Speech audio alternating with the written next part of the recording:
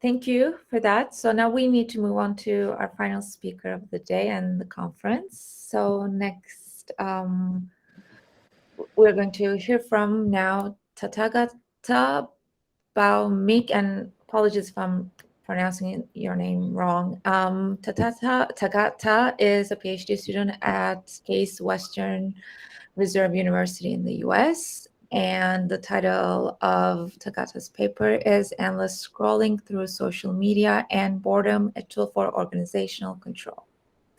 And as usual, if you have any questions or comments, put them in the chat box, please. Right. Thank you, Busra. I'm going to try and share.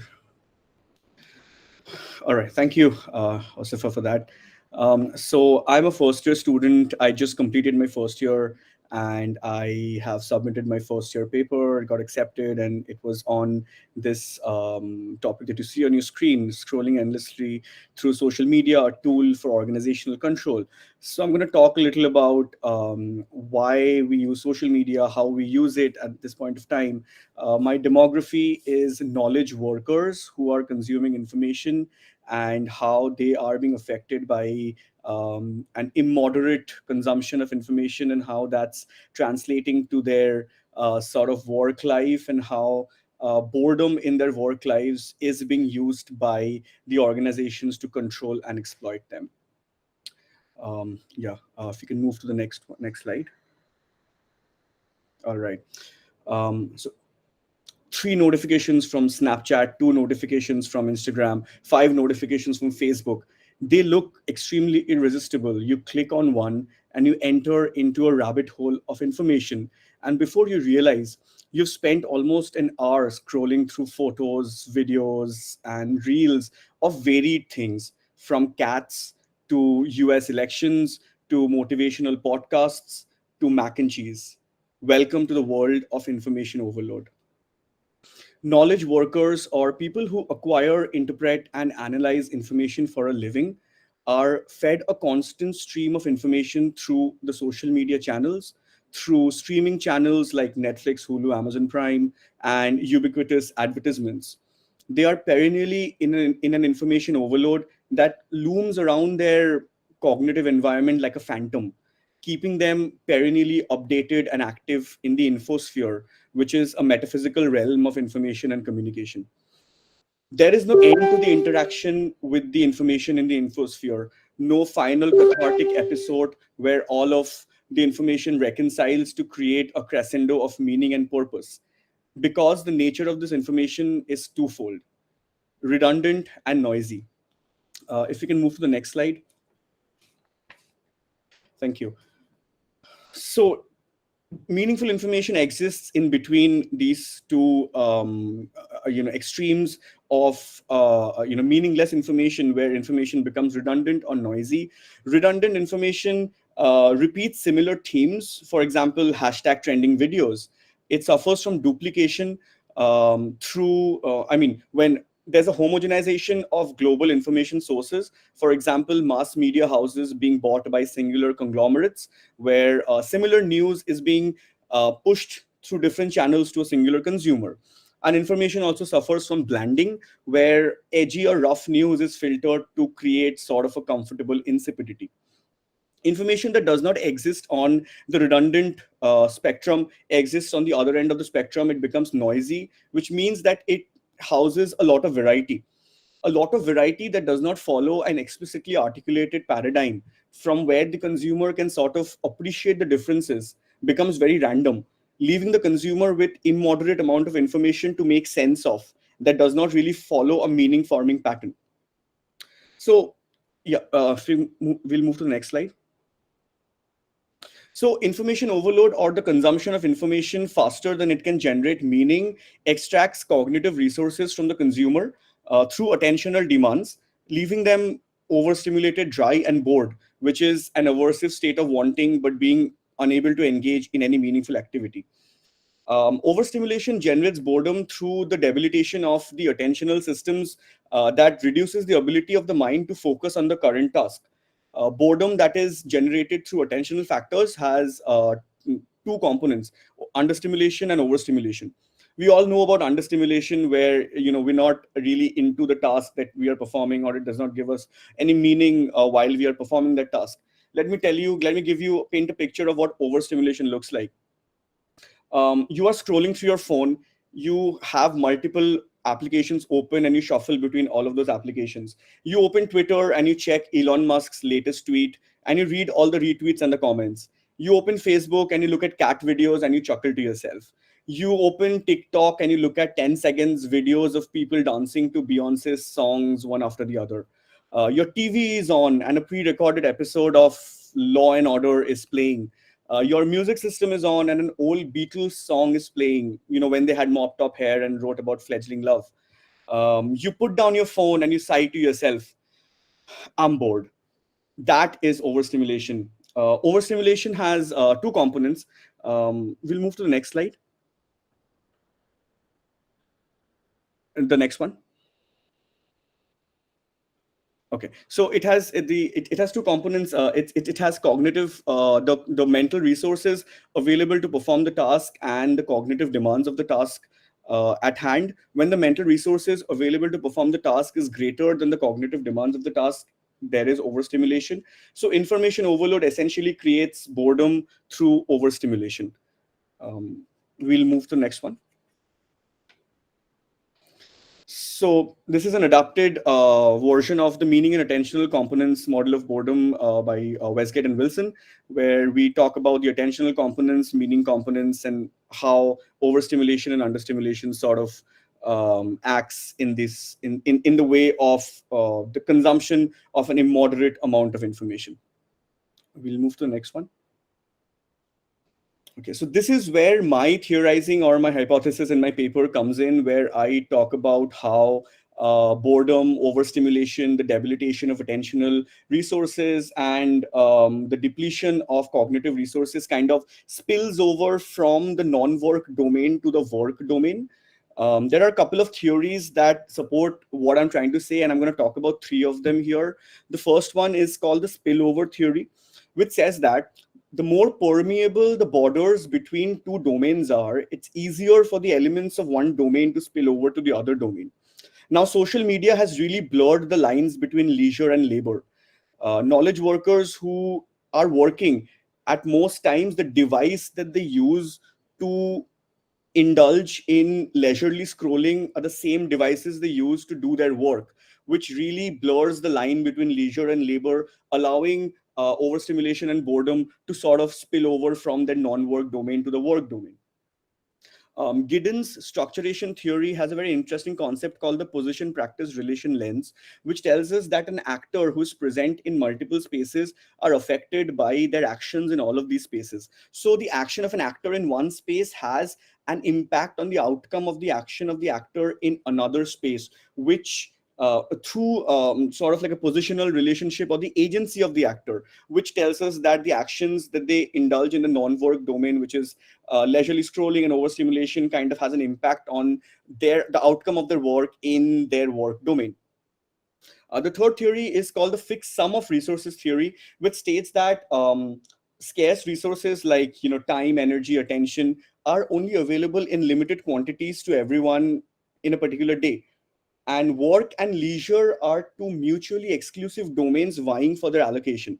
So when a knowledge worker sort of expends a lot of these resources in their non-work domain while consuming information and overstimulating themselves, they have very little resources left with them which they can sort of like indulge in their work domain.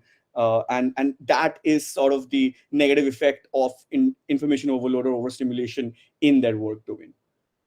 We'll move to the next one. So what happens if there's a spillover? How does it affect a knowledge worker? Boredom and information overload and overstimulation, attentional lapses, all of these spills over and sort of diminishes the ability of the worker to sustain a higher magnitude of cognitive involvement in their tasks, or just perform tasks that have high cognitive demands that employ elements of individual agency like creativity, innovation, and autonomy. They find comfort in repetitive and oversimplified tasks. Since they lack the mental resources to engage in highly cognitive demanding tasks, organizational control mechanisms that stifle voice, creativity, autonomy kind of appear favorable to them. Low stimulating tasks, which are repetitive, mechanized, routinized, align with the mental resources available to these workers.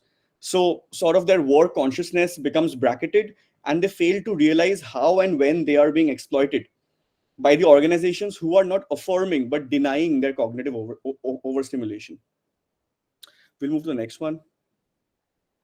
All right, so this is like sort of what I have been talking about, and how in the non-work domain there's information overload and there's meaningless overstimulation, which has like a two-way reaction with each other. There's like a reactive compensation from the work and the non-work domain, and there's spillover of the meaningless overstimulation and boredom, which results in attentional lapses, extrinsic motivation, alienation, and presentism. So presentism is an act of engaging in non-work related activities such as checking your phone or checking your mail, that are brief and immediately rewarding. Okay, we'll move to the next one.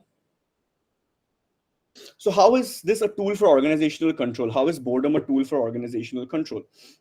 Overstimulation or boredom kind of allows the organization to exercise greater control over their workers by reducing efforts at coaching and training, which would otherwise have allowed them to achieve a higher sense of work consciousness or self actualization, or just sort of like get a meaning from the kind of work that they're doing. The workers are placed under unobtrusive controls where they are nudged to make organizationally dictated decisions, which alienates them from their own labor and essentially and eventually their own selves.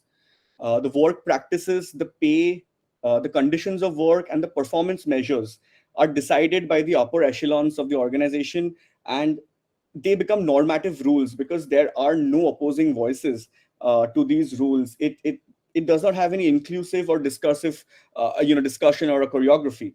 The lack of opposing voices sort of becomes oppressive and static, which diminishes the cultural and social development of the organization and the workers. So the boredom of workers is exacerbated as they are placed in a meaningless existential vacuum, propagating the managerialist agenda of control and exploitation. I think that's the end of my presentation. If we could move to the next one. Yeah, that's. Yeah.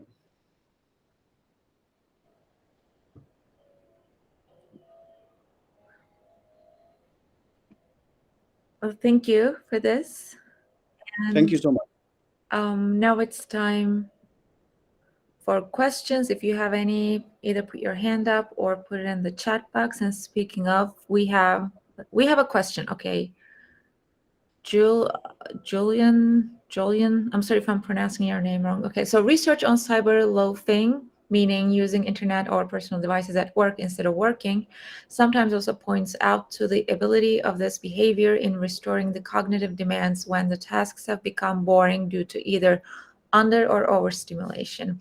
What do you think about this claim? Because it kind of contradicts the spillover, I am guessing. Yeah, it contradicts the spillover, so okay.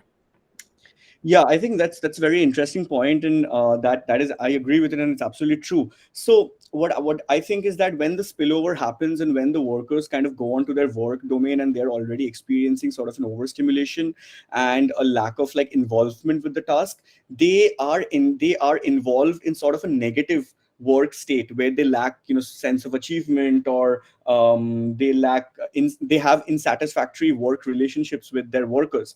So they have a need to sort of redress these work inadequacies, and like presentism or cyber loafing, or use of methods which are quickly gratifying, sort of like tells us that this entire phenomenon is like sort of cyclic, where you have like an overstimulation and then you stimulate yourself, and you sort of get those positive stimulating states that are missing in work. So yeah, I completely agree that once the spillover happens, there's always a conscious a need, or a subconscious need to sort of like redress these work inadequacies by engaging in these activities, which could be very, very quickly gratifying and stimulating.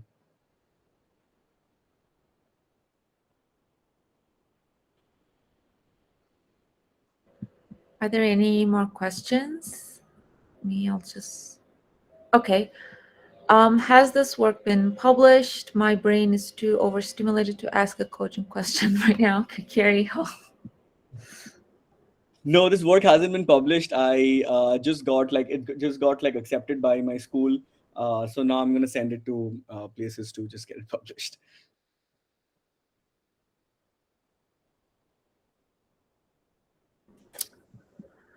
Are there any more questions? Let's see.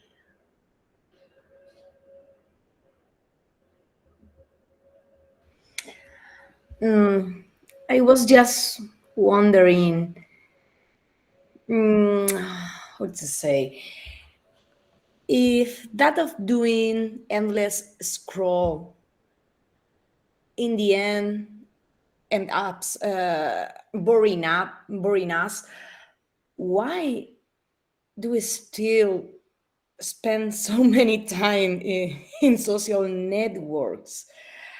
So I can figure out how this works. I can figure out that maybe during the first, I don't know, it depends on on the individual, of on the person, but maybe during the 10, 20 first minutes, or dopamine is very very high, but after this time we start getting bored, but we still keep on on social networks for a while. So why do we do this? Um, I'm not expecting an answer from yeah, your, I think because it's very complicated, but right. something that I happens think to me. I surprise myself from time to time, just spending a lot of time in Twitter, and suddenly I thought, why I'm doing this? This is meaningless for me, but still I am here. Yeah, I think you're right. I mean, I've also thought about that. I think I don't know if that's the right answer, but I think for me, I think that we continue doing it because not all of the information that we consume are sort of like meaningful to us, and most of them are rather useless. And there's like so much information available. I think we still have the hope that we're gonna bump into something that's gonna give us a meaning at some point of time. So we kind of Really? all of our chances and kind of scroll through everything that's there in the hope of coming across something that's meaningful and we can stay on that for a bit. I don't know. I think, I mean, I probably used to function or still function in certain ways that way, where I feel I'm going to bump into some information after scrolling through a lot of information, which might give me a sense of meaning or purpose. Oh wow! Thank you, Tata. So we have two questions slash comments. So this is from Tirna. Do you think the phenomenon of quiet quitting becomes an express resistance against this labor leisure dimension we exist in? Yeah, I think definitely. I think quiet quitting and sort of dissociating from your work, they have a lot of dimensions to it, and this is just one of the dimensions that I'm talking about. I think where people like disassociate from their work because they are unable to muster the sort of cognitive resources that is required to do this work. So they kind of like take a backseat and just kind of do routine and mechanized work without coming up with like improvements or without being, upfront about their work sort of.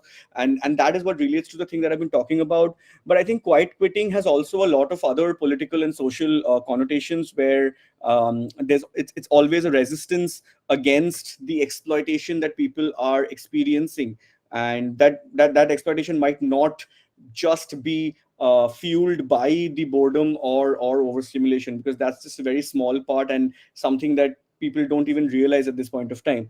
But I think yeah, quiet quitting definitely is a form of resistance to, or if it's not a resistance, it's still an acceptance of the inability to engage with the task, or inability to kind of invest in the cognitive demands of the task that there is.